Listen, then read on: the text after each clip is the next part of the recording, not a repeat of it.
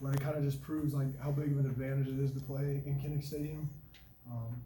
And just the opportunity arose just because all my teammates were in their gaps and I just fit my gap, and that's kind of how it went. But my whole thing is just going out there and do your job every single play, and even if you can't hear anyone, you got to do it. So yeah, it is pretty unique and cool to just hear how loud it was there today. How much pride do you take as a defense when you're able to score like this?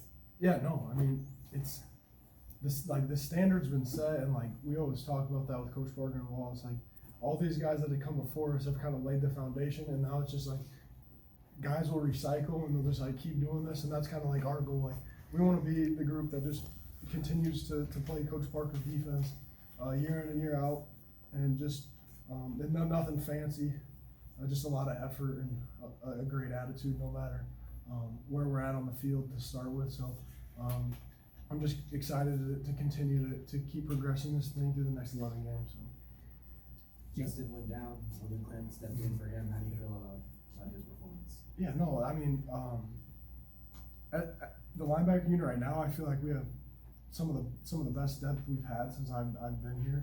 We got a lot of veteran guys that are being able to play in that 2 deep, third year, fourth year guys, fifth year guy like Logan Clump.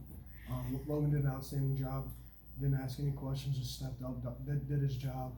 And it's unfortunate, but injuries are part of football. So anytime that you can have a good depth, it just adds a little bit of an edge there. But I think Logan did a fantastic job.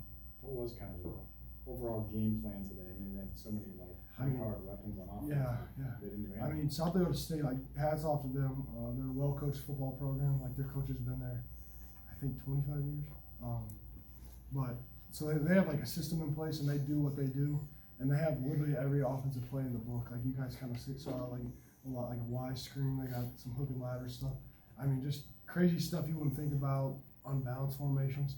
So it was awesome to get to experience that and have to go through all those mental checks and make sure that me and my teammates like put everyone in the best position that they can be in when the ball snapped. And that just comes through preparation throughout the week. We had a good week, and we just need to continue to keep doing that. So I won't say that there was necessarily pressure put on, but a lot of responsibility was put on the defense's shoulders, even more so than maybe in a lot of other games. Mm-hmm. Did you feel that? Did you sense it as the game was going on that, hey, this one's on us. We gotta make sure they don't do anything. I mean, kind of going back to like Coach Parker's philosophy, like we just go out there and like we just do what we're told to do. Like we kind of signed up for this, and like that's no poking fun at like the offense or anything like that. Like we signed up to just go out there every single play, and no matter the situation and the score, you're gonna go out there and bust it, and we're gonna be smart, and we're gonna play physical every single snap. And I think that's kind of the mindset that we all have right now. So I would just say kind of all that. Like there's really no pressure. There shouldn't be any pressure. I mean, no matter the score, like we're gonna go out there and be the same Iowa Hawkeye defense, play in and play out. So. Was it important for you guys to have this on your shoulders this early in the season, this kind of test, where you knew that the game was kind of on you at the end? I would just say I'd start by saying like this game was just full of all three phases. I mean, you guys saw the impact special teams had. We had a block punt today, and when you have a block punt, you win a high percentage of those games. So you just can't overlook like little things like that. I mean, I'm not even gonna get started on what you guys would probably want me to talk about, but I think they did a hell of a job. We got a lot of young guys out there, and they're giving their full effort, and the coaches on the offensive side of the ball, they bust their butts every single day. They're in the film room as much as anyone. So I feel like for us, like as defensive guys, like again, we just take the field no matter what, and we just keep playing hard. There's no time to point fingers or whine or complain, because the offense, they're doing just as good a job as us, in my opinion. But for the outside world, everyone can like point fingers and stuff like this. But when you're in that locker room, you're one team, you're one unit, and that's just something to play. Like we just play for each other, like no matter what, no matter what. So that's all I'm gonna say on that.